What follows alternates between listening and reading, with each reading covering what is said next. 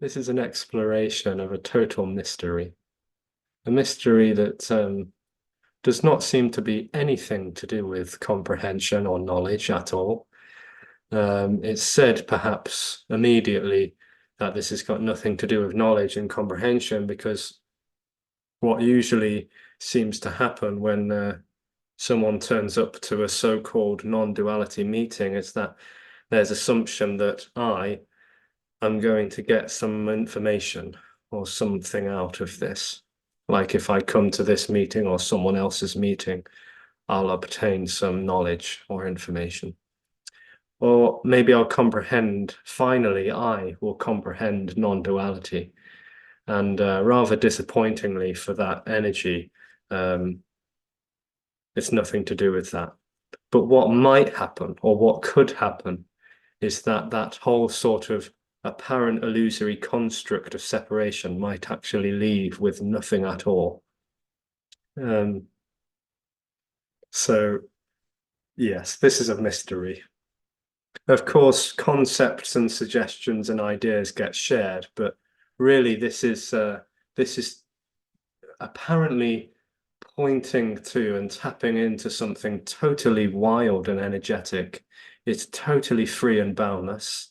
It's radiant and vibrant, and it's beyond all limitations, which means that it's not in time, it's not in space, and it's not in consciousness. It's got nothing to do with distance and therefore awareness of whatever is going on. Maybe listening to this will elaborate on something. Maybe there's something to be obtained. Maybe in the future something will happen, or maybe somewhere else something will happen. And this is simply saying, no, all there is this. And it's this because it's boundless and free. So it's beyond time and space. It's not limited by anything at all. It's totally free, unconditionally free. And only future and distant orientated thoughts, ideas, beliefs, memories, opinions seem to be limited. They seem to be limited. They seem to exist at a distance from here and now. And what is longed for is totally beyond any conditionality. And time, space, consciousness, experience, all perceived, apparent perceived things are all limited. So it doesn't really long for those things, because as soon as a pleasant sensation happens, it's on to the next one. The seeking energy is never satisfied. It's neurotic. Nothing will ever be enough for that. Suggestion is that it will never be satisfied or fulfilled, because that separation energy is constantly seeking for something else, seeking for something else.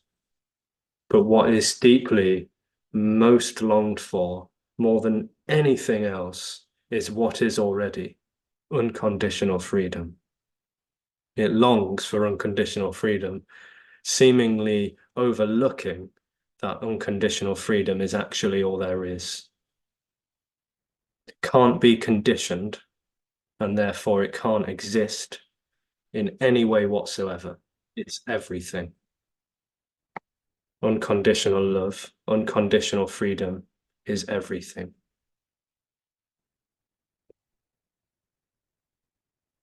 And so, upon hearing that, there may be various interpretations. There may be various interpretations and ideas and attempts to apply what has been shared and what may be shared. But really, this is nothing to do with you or me or anyone. It's nothing to do with anyone, because there isn't anyone for it to be about. It's illuminating and exposing the total illusion of separation. And by separation being an illusion, wholeness is all there is. And it's wholeness pretending to be a seeker, pretending to be a separate self. It's playing hide and seek almost. It seems like it's playing hide and seek. And of course, the seeking never really arrives. That's the end of a so-called separation experience, which isn't really happening. So there's total illumination and exposing of this illusion, and a revealing of what is already, which is boundless and free, all-encompassing. It's alive, it's radiant, it's vibrant, it's spontaneous, it's organic, it's totally, immediately this.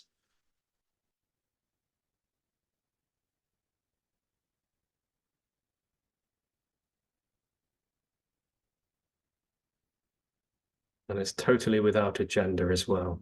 It has no bone to pick with anyone or anything. It's already what is. It doesn't need to be more whole than it is. How could it be more whole than it already is? Me wants freedom on its own terms. It wants conditional freedom, but what is already is unconditionally free. So being agendaless, there is absolutely no need for anything to happen.